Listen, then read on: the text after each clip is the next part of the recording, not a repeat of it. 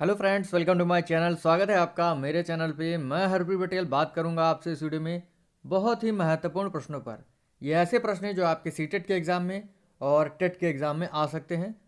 Important आपके लिए बहुत ही हैं। अगर आप चैनल पर नए हैं तो चैनल सब्सक्राइब कर लीजिएगा, बेल आइकन दबा दीजिएगा, जिससे कि आपको नई वीडियोज़ की नोटिफिकेशन समय से मिलती रहे। अगर आपने थ्योरेटिकल पोर्शन नहीं देखा है वातावरण और वंशानुक्रम का, तो डिस्क्रिप्शन में आपको प्लेलिस्ट का लिंक दे दिया जाएगा, आप उनको ज़रूर देखिएगा। क्योंकि अगर आप थ्योरी पढ़ लेंगे अच्छे से तो जो आपका ऑब्जेक्टिव पोर्शन है वो आपको आसानी से याद होगा और पता हो जाएगा। तो शुरू करते हैं आज के प्रश्नों को। पहला प्रश्न है, प्रकृति पोषण विवाद में प्रकृति से क्या अभिप्राय है? प्रकृति क्या होती है? जैविकी विशिष्टताएं या वंशानुक्रम सूचनाएं, एक व्यक्ति की मूल वृत्ति, भौतिक और सामाजिक संसार की जटिल शक्तियां, या हमारे आसपास का वातावरण। देखिए, प्रकृति पोषण विवाद में प्रकृति जो होती है वो होती है आपकी जैविकी विशिष्टताएं या वंशानुक्रम सूचनाएं। ठीक है, पोषण जो होता है वो होता है वातावरण आपका। ठीक है, इस चीज़ को आप लोग ध्यान रखिएगा। तो प्रकृति पोषण विवाद में प्रकृति जो होती है वो जैविकी विशिष्टताएं या कह सकते हैं वंशानुक्रम सूचनाएं होती हैं। पोषण जो होता है आपका वो होता है आसपास का वातावरण। तो आपका पहला ऑप्शन इसमें सही होगा। अगला प्रश्न है, आनुवंशिकता को किस प्रकार की सामाजिक संरचना माना जाता है? स्थिर, गौड़, गत्यात्मक या प्राथमिक? देखिए, जो आनुवंशिकता है वो स्थिर सामाजिक संरचना होती है। आपका पहला ऑप्शन इसमें सही होगा। ठीक है, जो आनुवंशिकता है वो परिवर्तित नहीं होती है, इसीलिए आनुवंशिकता को स्थिर सामाजिक संरचना माना जाता है। पहला ऑप्शन आपका सही होगा। अगला प्रश्न है, कौन सा कथन सत्य है?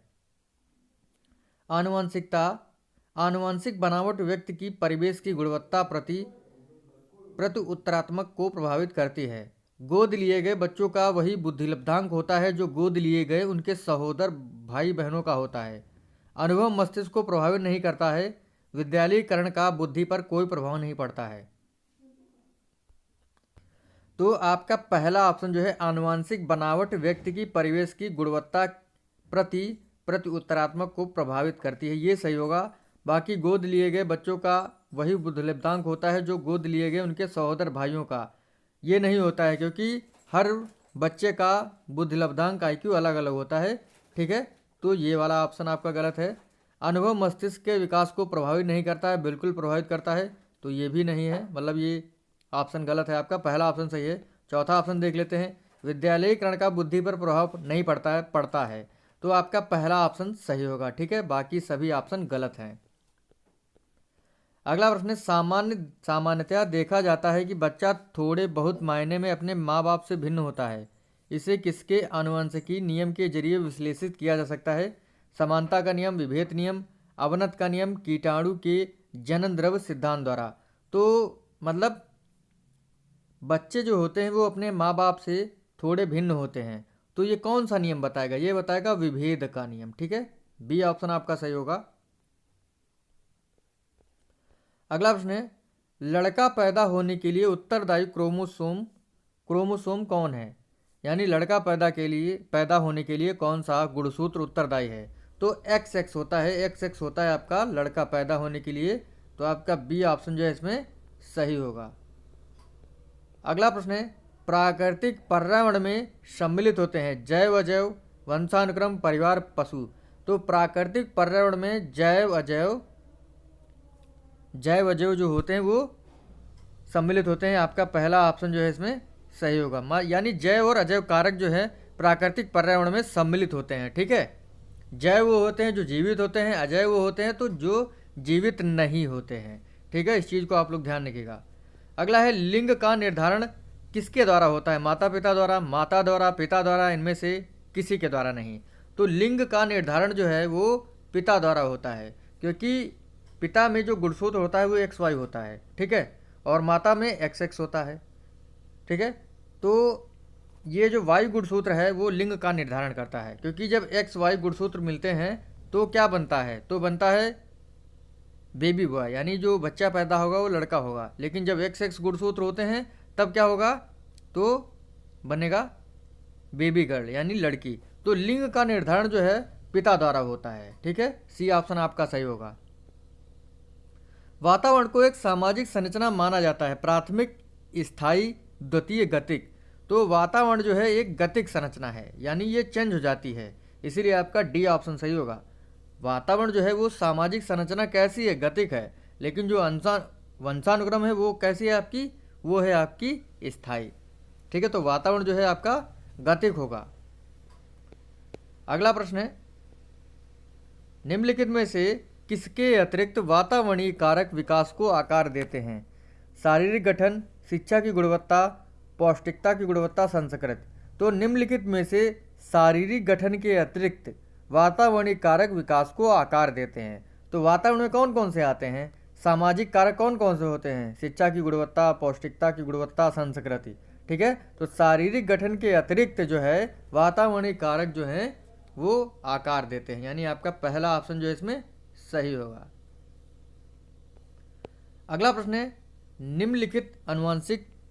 निम्नलिखित आनुवंशिकता संबंधी कारक हैं। समकक्ष व्यक्तियों के समूह के प्रति अभिवृद्धि, चिंतन पैटर्न, आंखों का रंग, सामाजिक गतिविधियों में भागीदारिता। तो आंखों का रंग जो है वो आनुवंशिकता संबंधी कारक है। आंखों का रंग जो है ये आपका फिनोटाइप, मैंने बताया था जीन्स के दो समूह होते हैं, एक होता है जीनोटाइप, एक होता है फिनोटाइप। तो आंखों का रंग जो है वो आपका होगा फिनोटाइप, क्योंकि फिनोटाइप के अंतर्गत ऐसे आनुवंशिक गुण आते हैं जो प्रत्यक्ष रूप से दिखाई देते हैं। ठीक है, तो आपका सी ऑप्शन इसमें सही होगा।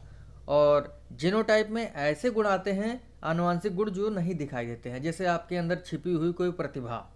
ठीक है, तो आपका सी ऑप्शन इसमें सही होगा।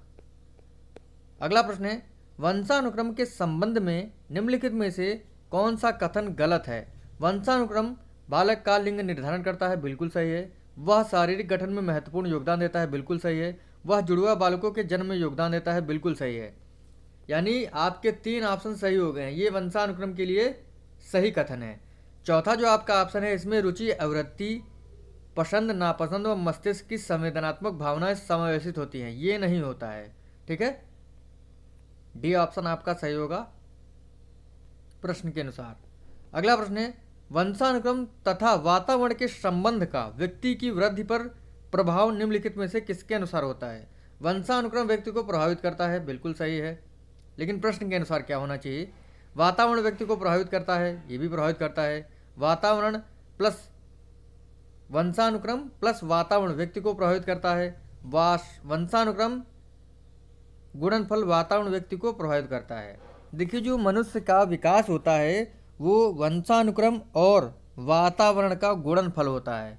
तो आपका जो ऑप्शन है वो डी सही होगा। वंशानुक्रम और वातावरण का गुणनफल व्यक्ति को प्रभावित करता है, यानी दोनों जो है, दोनों का गुणनफल जो है वो प्रभावित करता है।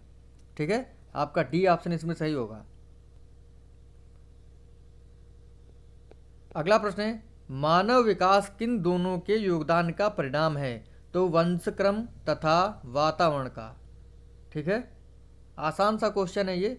अगला है, व्यक्तित्व एवं बुद्धि में वंशानुक्रम की भूमिका कैसी होती है? महत्वपूर्ण भूमिका होती है भाई। व्यक्तित्व एवं बुद्धि में वंशानुक्रम की काफ़ी ज़्यादा भागीदारी होती है, इसीलिए महत्वपूर्ण भूमिका होती है वंशानुक्रम की। आपका बी ऑप्शन जो है इसमें सही होगा। तो अगला प्रश्न, संज्ञानात्मक विकास में वंशक्रम निर्धारित करता है मस्तिष्क जैसी शारीरिक संरचना के मूलभूत स्वभाव को, शारीरिक संरचना के विकास को, सहज प्रतिवर्ती क्रियाओं के अस्तित्व को, या इनमें से सभी।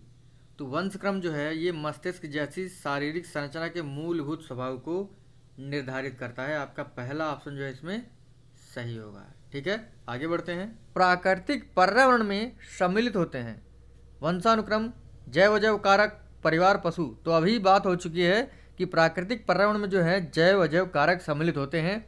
बी ऑप्शन आपका सही होगा। अगला है, मुख्यतः आनुवंशिकी द्वारा निर्धारित विकास प्रक्रिया है, परिपक्वता, अधिगम, सामाजिकरण, या इनमें से कोई नहीं। तो मुख्यतः आनुवंशिकी द्वारा निर्धारित विकास की प्रक्रिया है परिपक्वता। ठीक है, ये ऑप्शन आपका सही होगा। तो प्रश्न है, बच्चे के विकास में आनुवंशिकता और वातावरण की भूमिका के बारे में निम्नलिखित में से कौन सा कथन सही है? आनुवंशिकता और वातावरण दोनों बच्चे के विकास में 50-50% योगदान रखते हैं।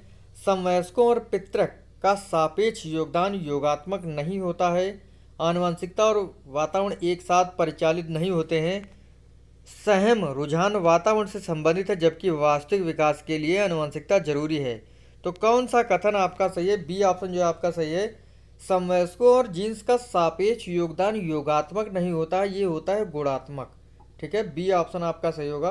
बाकी आपके सभी ऑप्शन जो है वो गलत हैं। ठीक है, आगे बढ़ते हैं। मानवीय विकास भूमिका के संदर्भ में निम्नलिखित में से कौन सा कथन समुचित है?